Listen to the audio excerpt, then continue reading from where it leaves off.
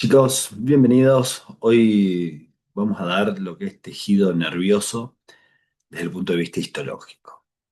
Eh, Vamos a hablar un poquito de cómo se divide el sistema nervioso primero, como para tener una noción, y después sí ya vamos a ir un poquito más a la histología con las diferentes células, las características histológicas de cada una de ellas. Después vamos a hablar de lo que es el líquido cefalorraquídeo y las meninges, ¿sí? Para empezar con lo que es el sistema nervioso, lo que uno debería hacer es hablar de las generalidades, ¿no? Algunas características generales de lo que es nuestro sistema nervioso. Ya para recordar, ustedes recuerden que había cuatro tejidos básicos, ¿sí? Era el epitelial, el conectivo, el muscular y lógicamente el que vamos a dar ahora, que es el tejido nervioso. Este tejido deriva del ectodermo, ¿sí? En su origen embriológico. Después, acuérdense que acá predomina, ¿sí? En los órganos del tejido nervioso predomina el tejido nervioso en relación con los demás tejidos. Y acuérdense que es una asociación entre neuronas, que son las células funcionales, y células que le van a dar sostén a la neurona que se llaman neuroglia, ¿sí? Hay escasa o nula sustancia intercelular como otra de las características distintivas. Este tejido es un tejido que está especializado, ya sea funcional, morfológica y funcionalmente. ¿Para qué? Para recibir estímulos, ¿sí? A través de una célula especializada, que son los receptores, ¿sí? Transmitir esa información a distancia. Nosotros lo vamos a hacer a través del potencial de acción, es decir, que conducción, ¿sí? Y por otro lado, dar una determinada respuesta, ¿sí? Ante esa información que nosotros recibimos. Eh, el tema del potencial de acción es un tema que no se habla mucho en histología, sino que queda más para fisiología, ¿sí? Ahora, después vamos a detallar que, lógicamente, esa conexión que hay entre las neuronas, o bueno, entre una neurona y un músculo, va a ser lo que conocemos como sinapsis, ¿sí? Así que vamos a hablar un poquitito también y recordar un poquito cómo van a ser las sinapsis. Dentro del sistema nervioso, nosotros lo podemos dividir de diferentes formas, ¿no? Lo puedo dividir topográficamente, como lo puedo dividir funcionalmente, ¿sí? La división topográfica, un poquito más anatómico. Acuérdense que lo dividimos en sistema nervioso central y sistema nervioso periférico. El sistema nervioso central es muy importante, por eso va a estar protegido por tres elementos: una parte ósea, que va a ser el cráneo y la columna vertebral. Por otro lado, va a estar protegido por tres vainas de tejido conectivo, que van a ser las famosas meninges, la pia madre, la aracnoides y la dura madre. Y por otro lado, va a estar protegido también por un líquido que es el líquido cefalorraquídeo. ¿Qué encontramos en el sistema nervioso central en sentido cefalocaudal? Vamos a encontrar cerebro, cerebelo, tronco encefálico y la médula espinal, recordando que el tronco encefálico está formado por el pedúnculo cerebral o mesencéfalo, la protuberancia y lo que va a ser el bulbo raquídeo. A su vez, a nivel periférico podemos encontrar nervios, puedo encontrar ganglios. Los ganglios pueden ser sensitivos o autonómicos, y después vamos a encontrar terminaciones que pueden ser receptores, que son esas células especializadas en recibir estímulos, o efectores, por ejemplo, la placa motora, ¿sí? Muy bien. Y por otro lado, nosotros vamos a ver una división funcional, ¿sí? Tiene que ver un poquito más con lo que es cómo se desempeña nuestro sistema, si está bajo nuestra voluntad o no, si es consciente o no. Tenemos un sistema que se llama sistema nervioso somático o de la vida de relación, que acuérdense que es voluntario, es consciente, ¿sí? Ejemplo, los nervios raquídeos, ¿no? Cuando uno quiere ejercer algún movimiento, ¿no? Después tengo el sistema nervioso vegetativo autonómico, el cual es involuntario, el cual es inconsciente, y se divide en dos grandes sistemas, que va a ser el sistema nervioso simpático y el sistema nervioso parasimpático, recordando que hay un sistema propio del tubo digestivo, que es el sistema nervioso entérico. ¿Sí? Esto es bastante general para conocer un poquito cómo se divide nuestro sistema nervioso. Yéndonos un poquito hacia lo que es el tejido nervioso, ¿sí?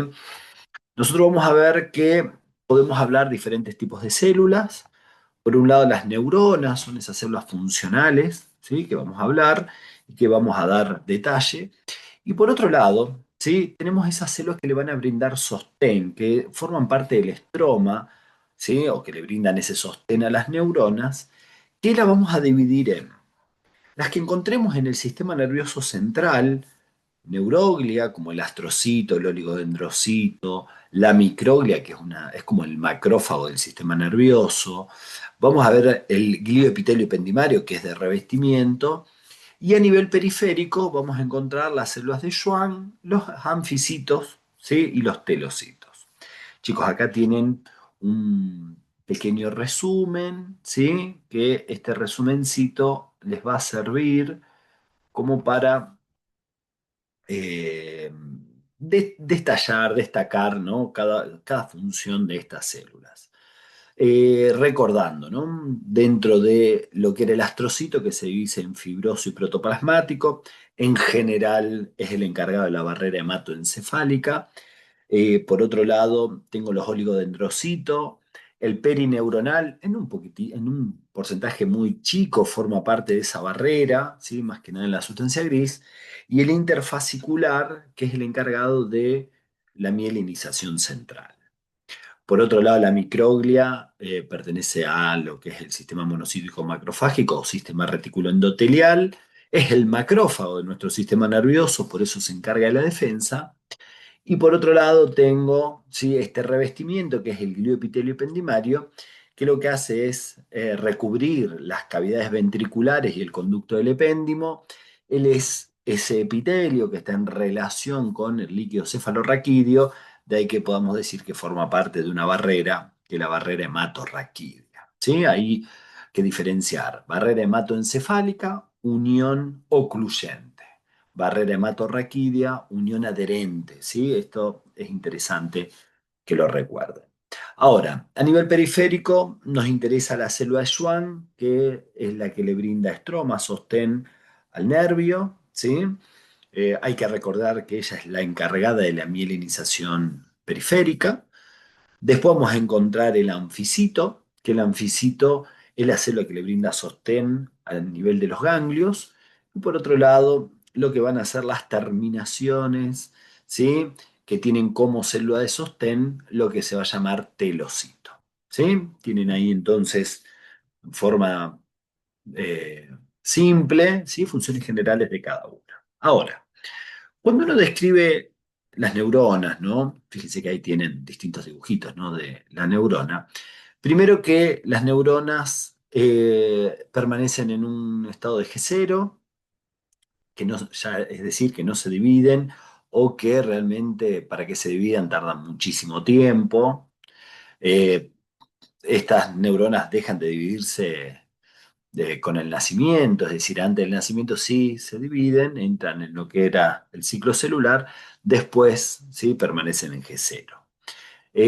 A ver, pero ellas tienen la capacidad de aumentar su volumen, la cantidad de prolongaciones, la cantidad de contactos, sinapsis, ¿sí? Que se va a realizar entre las distintas prolongaciones y la capacidad de aumentar el número de neurotransmisores, y esto es lo que se le llama plasticidad neuronal. Es como que uno se vuelve más inteligente, ¿sí? Por eso la plasticidad es tan importante. Por otro lado, uno dice, bueno, mira, las neuronas sintetizan sus propias proteínas, ¿no? ¿Por qué? Y necesito sintetizar las proteínas para su medio interno. Las neuronas producen neurotransmisores que son muy importantes en la sinapsis, ¿sí? Por lo tanto, ¿sí? Esas sinapsis es donde vamos a ver que pueden ser neuroneuronales, neuromusculares, ¿sí? Después las vamos a detallar un poquitito más. Y después, acuérdense que tiene varios organoides, el cual el retículo endoplasmático rugoso, los ribosomas, ¿sí? Son organoides muy importantes y que hay que detallar. Y recuerden que en la neurona se genera el impulso eléctrico.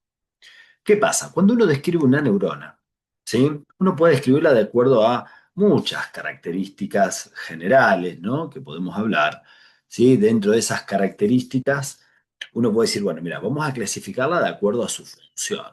Bueno, las que reciben información serán receptoras, las que llevan la información para generar, por ejemplo, algún movimiento serán efectoras, y las que interconectan, le decimos conectoras. Después, de acuerdo a la forma, ¿sí? Se los compara mucho. A ver, hay unas células muy importantes que son las células piramidales gigantes de von Betz, que le vieron forma piramidal.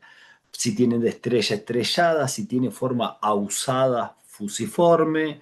Si vieron que era como una pelotita, un granito, le dicen granular. Tienen forma de cesta, neuronas en cesta, es decir, van tomando diferentes formas en las cuales la podemos clasificar. Algo que sí que hay que detallar es el tema cuando uno toma en cuenta el axón, que era esa prolongación única, en la cual si el axón es largo, uno dice que es una neurona tipo Golgi 1, que era de proyección, y si ese axón es corto, uno dice que es neurona tipo Golgi 2, que es de asociación. Ahora, de acuerdo a la cantidad de prolongaciones que tenga esa neurona, uno puede decir que son apolares, que no tienen prolongaciones. Esto se puede ver en el origen, ¿sí? Embrionario, nada más. Después tengo las monopolares, que tienen una prolongación, la pseudomonopolar o bipolar de tronco único. Tengo un tronco que después se divide, ¿sí? Que sería la número 4 que ustedes tienen ahí en el gráfico, ¿no? Después tengo las bipolares, ejemplo la número 2, y después podemos tener las multipolares que tienen prolongaciones múltiples. ¿Estamos?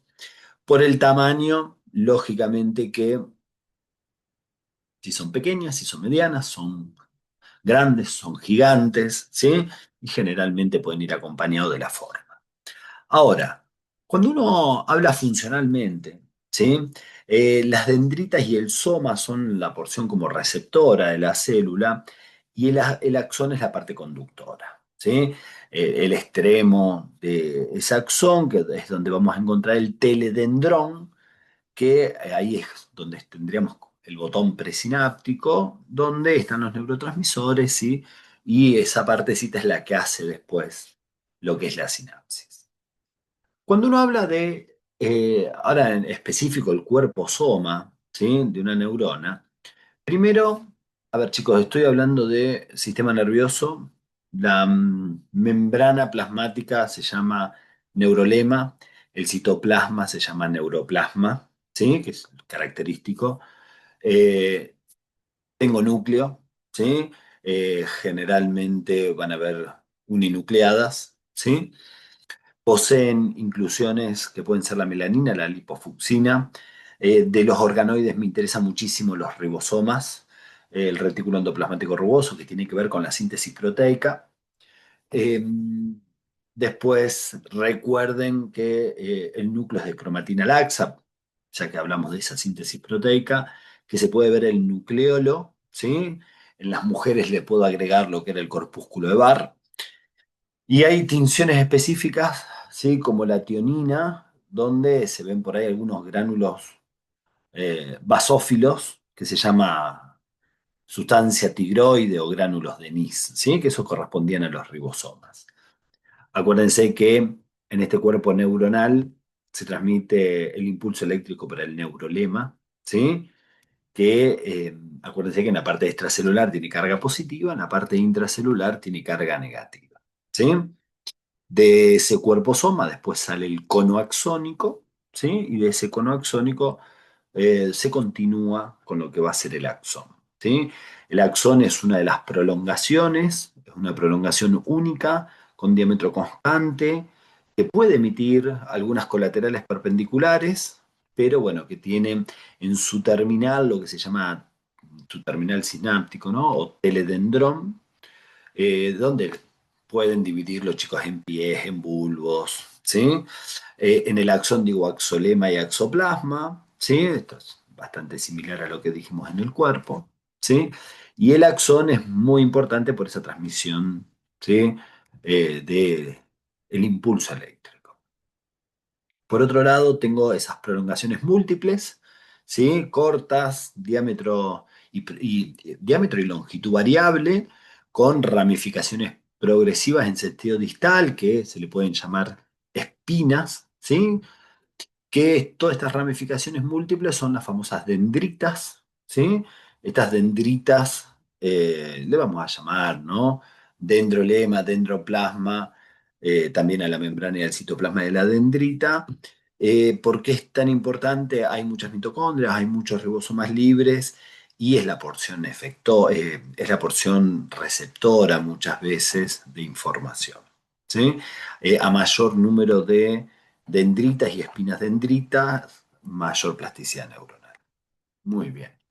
Por otro lado, tengo varias células, ¿sí? Yo acá hay un resumen, nosotros vamos a hablar un poquito más, pero fíjense cómo dentro de las células del sistema nervioso yo tengo el astrocito, ¿sí? El astrocito, acuérdense que se dividía en dos, el que estaba en la sustancia blanca y el que estaba en la sustancia gris. A mí lo que me interesa es que forma parte de la barrera hematoencefálica, que tiene función de sostén, ¿sí? Que le da una homeostasis química, nutrición, también lo regula, aislamiento eléctrico, y acuérdense que es el que forma las cicatrices en el sistema nervioso cuando se lesiona, lo cual lo conocemos como gliosis, ¿sí? O cicatriz, ¿sí? Más fácil. Después teníamos los oligodendrocitos. El oligodendrocito también se divide en sustancia blanca y sustancia gris, ¿no? Pero el que me interesa es el oligodendrocito interfascicular. ¿Por qué? Porque era el encargado de la mielinización central. El glioepitelio ependimario, esas celulitas se pueden llamar ependimocitos, suelen ser células bastante cilíndricas, ¿sí? Y es el que estaba recubriendo el sistema ventricular y el conducto del epéndimo. Acuérdense que una forma especializada de epitelio es, ¿sí? ¿Estamos? ¿Por qué? Porque de ahí él va a formar después parte de los plexos coroideos, que es donde se produce el líquido cefalorraquídeo. A nivel de la microglia, acuérdense que es como un macrófago del sistema nervioso, tiene las mismas características que el macrófago. Tengo después la célula Schwann, que era la encargada de la mielinización periférica, ¿sí? Y esto también ayuda al mantenimiento del medio iónico extracelular, la nutrición, las regeneraciones axónicas. Y por otro lado, el anficito, ¿sí? Que el anficito más que nada es nutrición, aislamiento de células, pero ganglionares, ¿sí? No importa si es sensorial o sensitivo, le da sostén ahí al cuerpo neuronal. Por otro lado, yo acá les pongo imágenes para que, bueno, lo puedan ir reconociendo, ¿no? A cada uno.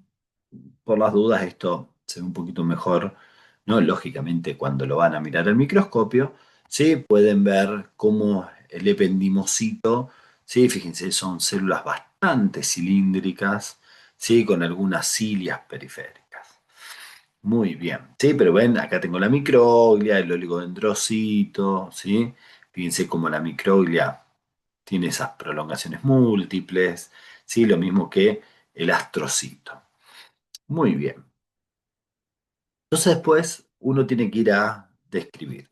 El tema de los receptores, ¿sí? Los receptores son células especializadas en recibir un estímulo y traducirlo en potencial de acción, que es la forma que tienen de conectarse las neuronas entre sí, ¿no?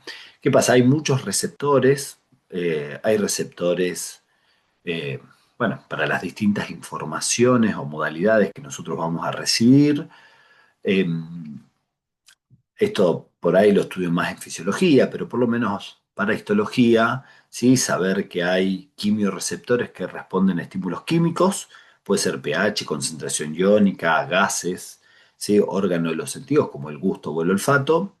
Hay mecanorreceptores que estos responden a estiramiento, ¿sí? Por lo tanto, entonces responden al tacto, presión, gravedad, vibración. Lo puedo obtener en el oído interno, en lo que es la piel. Tengo eh, termorreceptores, ¿sí? Que estos reciben cambio de temperatura, ya sea frío, sea calor. Y después los fotorreceptores, que es característico de la vía visual, ¿sí? Donde a través de estímulos lumínicos, esos receptores son los famosos conos y bastones, ¿sí? Transforman esos estímulos lumínicos después en potencial de acción, ¿sí? Son distintos tipos de receptores que nosotros vamos a encontrar. Muy bien, algo interesante es que nosotros tenemos la famosa barrera hematoencefálica. La barrera hematoencefálica es muy importante porque yo necesito separar antígenos, ¿sí? O sustancias que pueden ser nocivas, ¿sí? Para lo que es la neurona.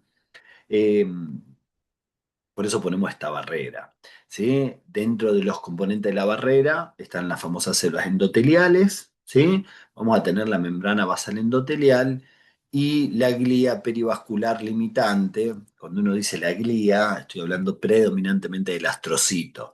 Acuérdense que en sustancia gris había un 5% también del oligodendrocito.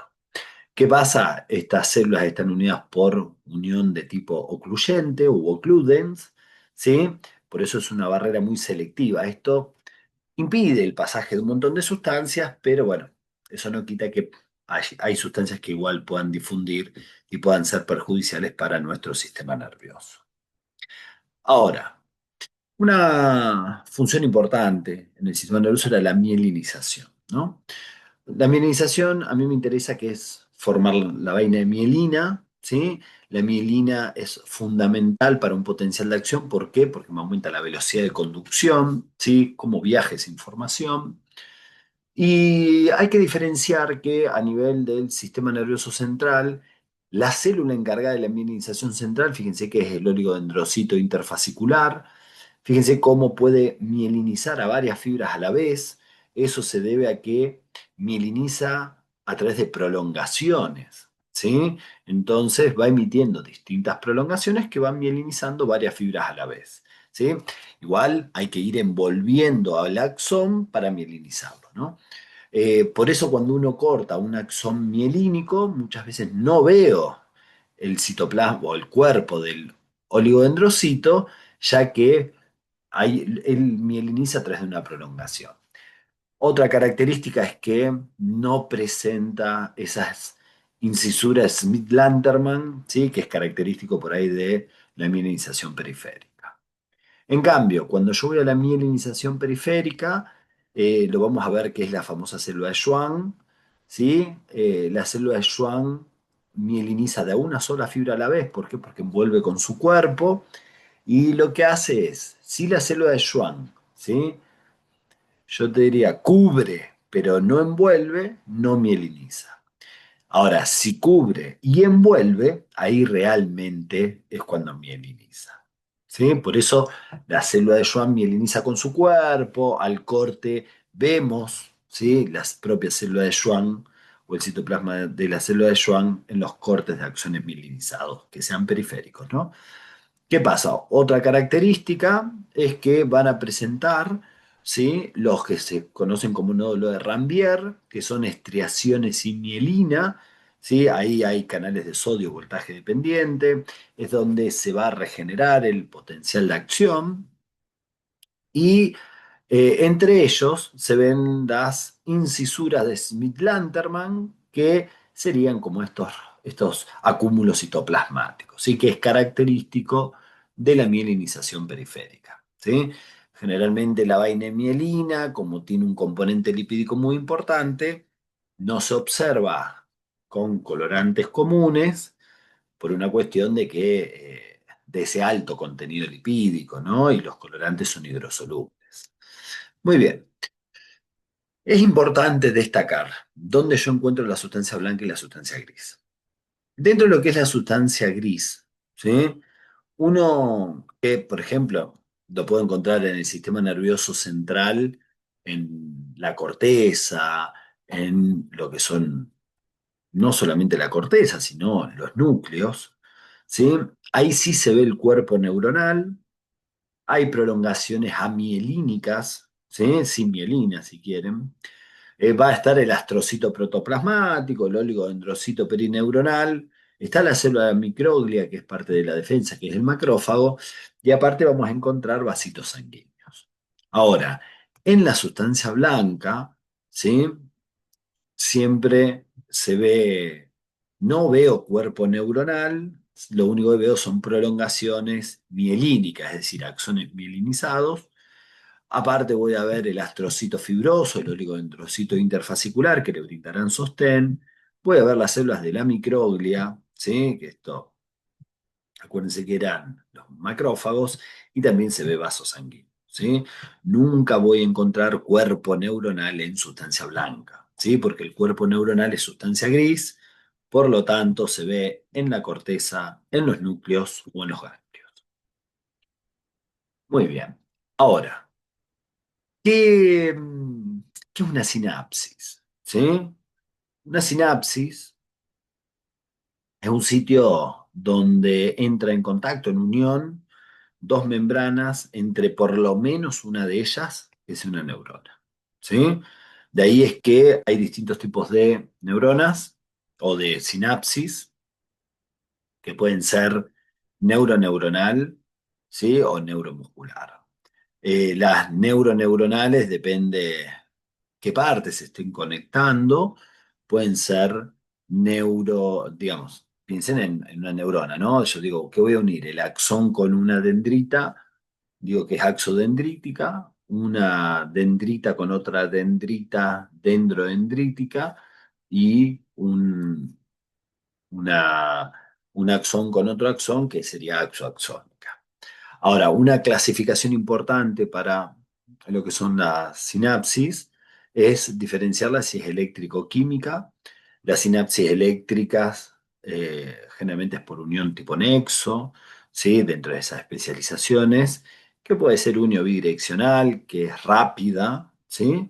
Y por otro lado, la famosa sinapsis química, que es unidireccional, con los componentes presináptico, hendidura sináptica, y lo que era el componente posináptico, que es la que ustedes ven que usa los famosos neurotransmisores, ¿no? En una eléctrica o pasa carga eléctrica o pasan iones, ¿sí? Y después, lógicamente, que una sinapsis química puede ser receptora, ¿sí? Cuando uno dice que es receptor neurona, conectoras neuroneuronales serían, y si no, efectoras neuromuscular, ¿sí? Principalmente.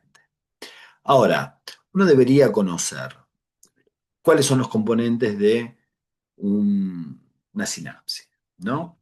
Hay un componente presináptico que es lo más importante, donde vamos a encontrar, ¿sí? Principalmente abundantes vesículas de secreción, abundantes mitocondrias, ¿sí? Vamos a encontrar filamentos de actina, miosina, sí que se pueden encontrar acá, ¿sí? Que es toda esa malla filamentosa. Después voy a encontrar en el espacio postsináptico principalmente los receptores, ¿sí? Y lógicamente que tanto en el componente presináptico y postsináptico, donde se produce la sinapsia, hay un engrosamiento de la membrana. Y después la hendidura sináptica, que es ese espacio que se encuentra entre los dos componentes, que es donde nosotros vamos a liberar el neurotransmisor. ¿Sí? Acá también hay filamentos viendo los componentes pre y postsinápticos. Acá tienen una sinapsis, ¿sí? Fíjense bien cómo observo acá la membrana presináptica. Hay un montón de vesículas de secreción, abundantes mitocondrias, ¿sí? Podríamos nombrar hasta canales de calcio, voltaje dependiente. Miren la membrana postsináptica con la presencia de los receptores. Y bueno, y después el espacio. ¿Cómo funciona una sinapsis?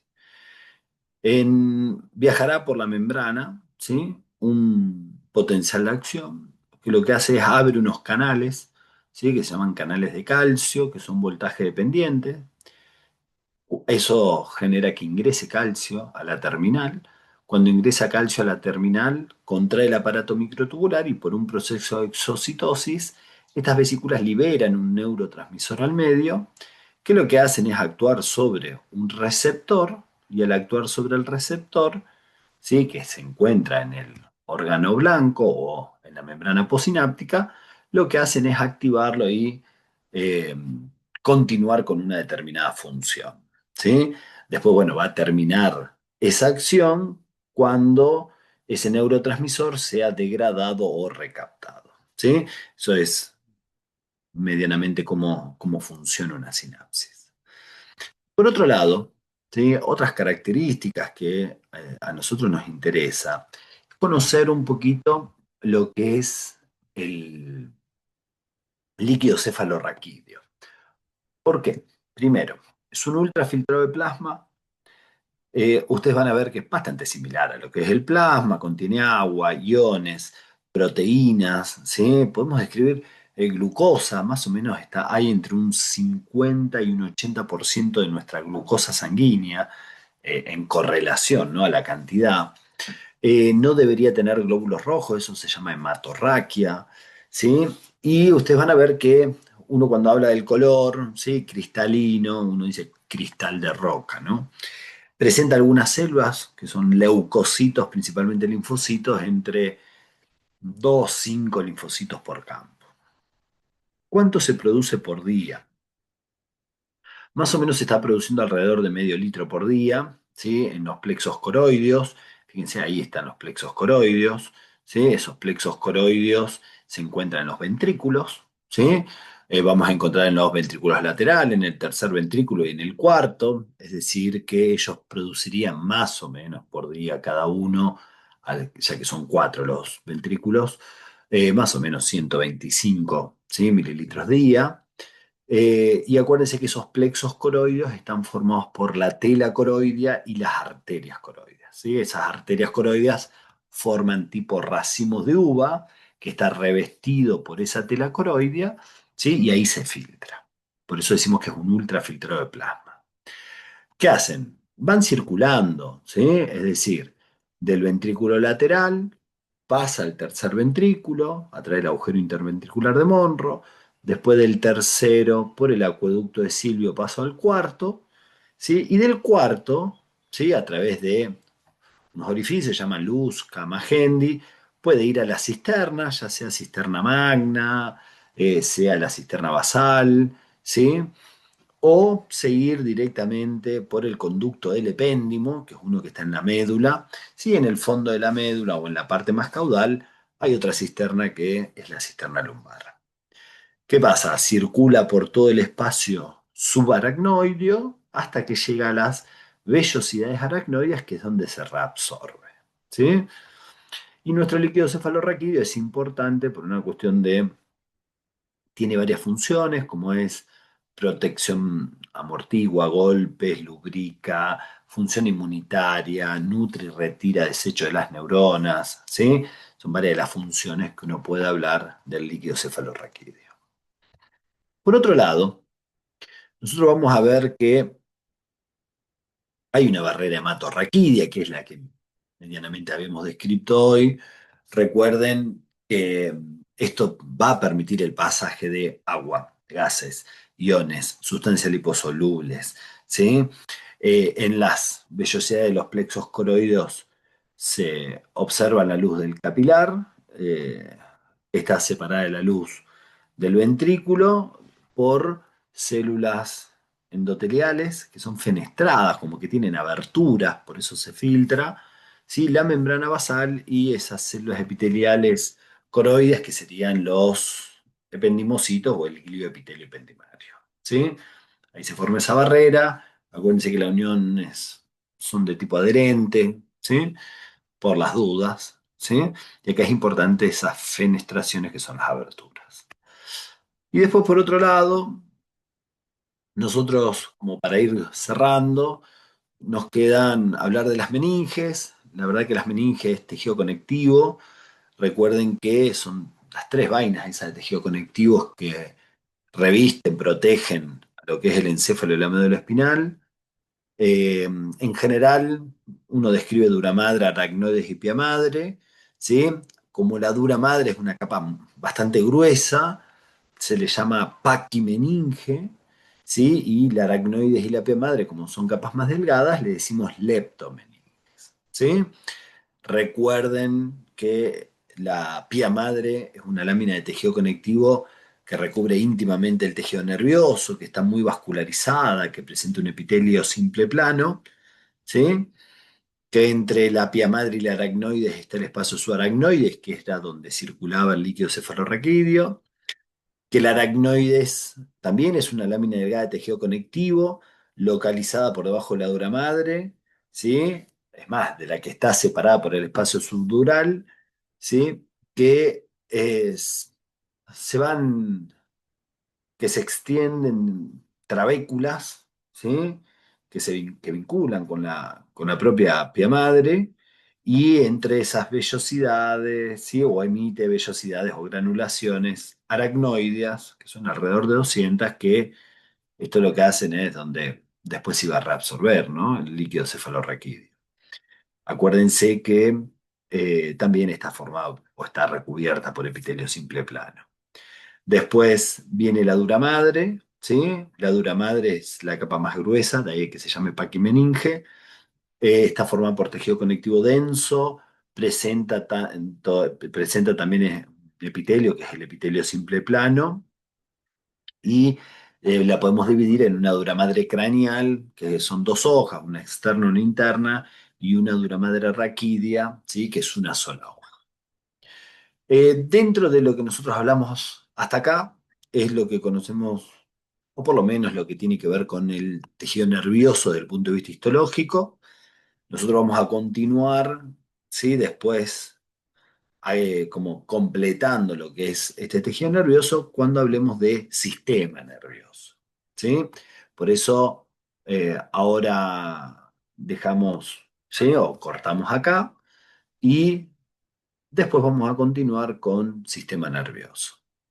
Así que bueno, chicos, nos estamos viendo en la próxima y nos vemos para el próximo tema. Hasta luego.